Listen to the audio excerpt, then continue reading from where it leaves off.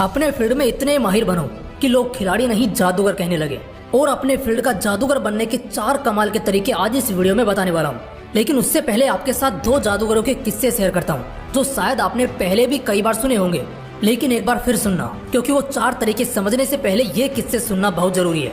एक बार की बात है जब सदी के सबसे बड़े आर्टिस्ट पाब्लो पिकासो मार्केट से गुजर रहे थे, जब उन्हें एक लेडी नोटिस कर लेती है और दौड़ते हुए उनकी तरफ चली जाती है। पिकासो वर्ल्ड के फेमस एंड लेजेंड आर्टिस्ट होते हैं, तो ऐसे में इतनी एक्साइटमेंट तो जायज है। वो लेडी पिकासो को तुरंत पहचान लेती है कि ये तो इतने बड़े और फेमस आर्टिस्ट हैं जिनकी कला का तो कोई जवाब ही नहीं है। इस पर वो लेडी पिकासो से कहती है, सर मैं ना आपकी बहुत बड़ी फैन हूँ, आप तो आर्ट के किंग हैं, क्या आप मेरी पेंटिंग बना सकते हैं। उस लेडी के बार बार रिक्वेस्ट करने पर पिकासो उस पेंटिंग को बनाने को हाँ कर देते हैं। पिकासो ने पेंटिंग के सारे इंस्ट्रूमेंट्स लिए और हूबहू उस लेडी जैसा पेंटिंग सिर्फ 30 सेकंड में उसे तैयार करके दे दिया और कहा इसकी प्राइस $1 मिलियन है। ये सुनकर उस लेडी को अपने कानों पर भरोसा नहीं हुआ। उसने दोबारा पूछा कि कितना हुआ। पिकासो ने एक हल्की मुस्कुराहट के साथ कहा, मैडम आपने बिल्कुल सही सुना, आपकी पेंटिंग के हुए पूरे $1 मिलियन। ये सुनकर वो लेडी जैसे सदमे में चली गई। उस लेडी ने कहा, मगर पिकासो आपने तो सिर्फ 30 सेकंड लिए बस, और 30 सेकंड काम करने का आप इतना बड़ा अमाउंट कैसे बता सकते हैं। पिकासो ने फिर एक बार बड़ी शांति अंदाज में मुस्कुराते हुए उस लेडी से कहा, मैडम ये आपके लिए बस 30 सेकंड की मेहनत होगी, मगर इस पेंटिंग के पीछे जो एफर्ट्स हैं, जो मेहनत डालकर मैंने अपने स्पीड को इम्प्रूव किया है, मुझे मेरे आर्ट को इस लायक बनाने के लिए 30 साल लगे हैं। दोस्तों मुझे लगता है इस पॉइंट तक वो लेडी और आप दोनों ही समझ चुके होंगे कि इंसान की कीमत, उसके काम की कीमत तभी बढ़ती है जब वो हर बढ़ते दिन के साथ अपने उस कला को भी दोगुनी तेजी से इम्प्रूव करता है। तभी तो ये जमाना ऐसे लोगों को सिर्फ खिलाड़ी नहीं बल्कि जादूगर कहने लगता है। दोस्तों जो खेल में अच्छा होता है उसे खिलाड़ी कहते हैं, लेकिन जिसे खेल में जादू डालना आता है ना, यानी कि वो खेल को इस तरह खेलता है कि वो अगर उतर गया तो जीत पक्की। जब ऐसी संभावना किसी शख्स को लेकर बन जाती है तो फिर वो शख्स खिलाड़ी नहीं बल्कि जादूगर बन जाता है। अगर जादूगर बनने की बात चली रही है तो क्यों ना एक और जबरदस्त किस्सा हो जाए। एक ऐसा बंदा जिसे हॉकी के जादूगर मेजर ध्यानचंद के रूप में दुनिया जानती है। इस बंदे ने खेले सिर्फ 186 मैचेस, मगर फिर भी इसके खाते में 500 से भी ज्यादा गोल्स हैं। इन्हें जादूगर क्यों कहा जाता था जानते हो? क्योंकि हॉकी की गेंद इनके बल्ले से कुछ इस कदर चिपक जाती थी कि विरोधी उसे अलग ही नहीं कर पाते थे। इसी वजह से उन्हें हॉकी का जादूगर भी कहा करते थे।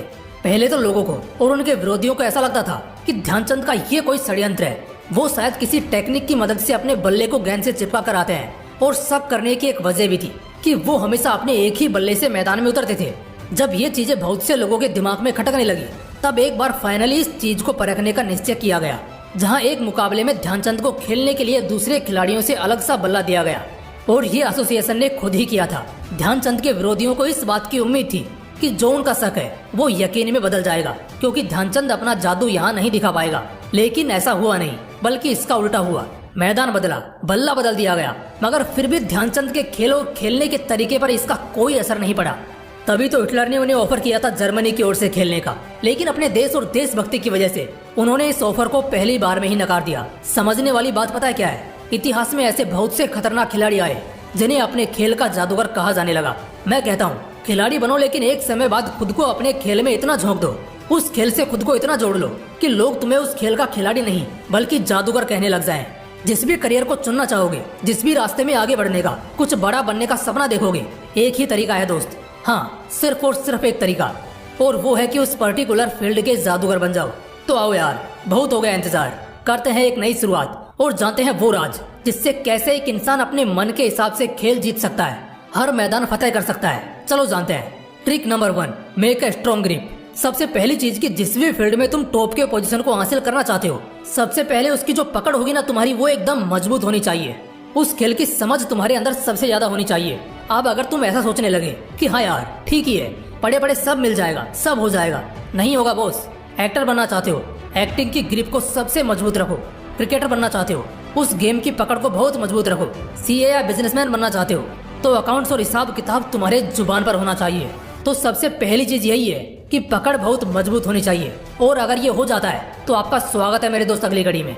Trick number 2, try safe shortcuts. अक्सर शॉर्टकट्स रिस्की होते हैं, इसी वजह से कहा जाता है कि सफलता का कोई शॉर्टकट नहीं होता। इस बात में हालांकि दम है, लेकिन 100% इस बात को सच मानकर चलना भी हमें बहुत लेट सक्सेस दिला सकता है। कुछ लोग ऐसा क्या करते हैं जो किसी कॉम्पिटिटिव एग्जाम को 3-4 साल में फोड़ लेते हैं, तो वहीं कुछ लोग कई साल तक करते हैं लेकिन फिर भी नहीं निकलता। ऐसे एक एक करके बात करने जाऊं तो बहुत बड़ा लेक्चर हो जाएगा, लेकिन तुम में से कुछ समझदार लोग कहेंगे ऐसा इसलिए होता होगा क्योंकि वो लोग सीरियस नहीं होंगे। मैं कहता हूँ जो इंसान 7-8 साल से कहीं रगड़ रहा हो, अपना माथा खराब कर रहा हो, ऐसा मुमकिन ही नहीं है कि वो सीरियस ना हो। हाँ जी बिल्कुल, ये पॉसिबल ही नहीं है। लेकिन हाँ, बात अगर शॉर्टकट की करें तो जिन्होंने पहले फोड़ा है उन्होंने ज्यादा दिमाग चलाया है ये जानने और समझने में कि और क्या क्या ऐसा हो सकता है जिससे उन्हें मदद मिले। चाहे उन्होंने बहुत से पास्ट ईयर क्वेश्चन सोल्व किए, अच्छी मेंटरशिप या कोचिंग ली हो, ऐसे कई तरीके होंगे जो उन्होंने अपने लिए चुने हैं। ये बिल्कुल वही बात हो गई कि सेंचुरी ही बनानी है ना, अब चाहे उसे 10 छक्के या चौके मारकर पूरा करो या इक्का दुक्का रन लेकर लंबे इंतजार के बाद करो। लेकिन ऐसे शॉर्टकट्स जो थोड़े सेफ लगे और अगर मौका मिले तो उस मौके को छोड़ो मत, बहुत फायदे में रहोगे। Trick number 3, be passionate towards it. एकदम दिल और जान से प्यार करना होगा उसे। ऐसा नहीं चलेगा कि बस टाइम पास के लिए कर रहे हो, बल्कि खुद को झोंकना होगा उसके अंदर। जब ऐसा एकदम से तुम समझ आते हो ना उस चीज में, तो हर तरफ से तुम्हें मदद मिलने लगती है, सिग्नल्स मिलने लगते हैं। और ये बहुत बड़ी बात है, खेलना होगा तो दिल से खेलना होगा एकदम। जब आदमी एकदम पैशनेट होकर किसी चीज को करता है ना, तो वो सिर्फ तन से ही नहीं बल्कि मन से भी जुड़ जाता है। पैशन तभी निकलकर सामने आएगा जब प्यार होगा अपने खेल से, वो भी दिल से। तो बस फिर एकदम से डूब जाना है अपनी प्रैक्टिस में और फिर देखना आगे ऐसा चमकोगे कि तुम्हारी चमक दुनिया देखेगी। Trick number 4, do experiments and create secrets. पता है आज तक कोई भी ऐसी चीज है ही नहीं जिसके बारे में दुनिया में किसी को भी एनफ नॉलेज हो। कुछ भी ले लो, फोन, खाना, तुम्हारे कपड़े, तुम्हारी सोच।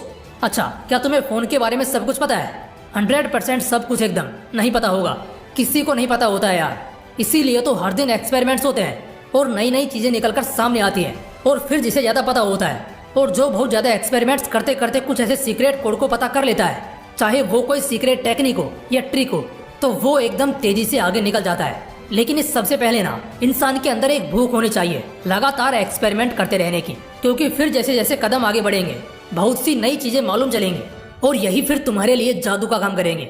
इसलिए आए दिन अपने फील्ड में एक्सपेरिमेंट्स करते रहो, देखते रहो और मालूम करते रहो कि क्या नया हो सकता है, कहाँ चीजें गलत हो रही हैं वगैरह वगैरह। इतना ही चाहिए बस माहिर बनने के लिए, खुद का जादू चलाने के लिए। दोस्तों अगर वीडियो अच्छा लगा तो इसे लाइक करना और अपने दोस्तों के साथ जरूर शेयर करना। बाकी फिर मिलते हैं इसी तरह के एक और बवाल वीडियो के साथ।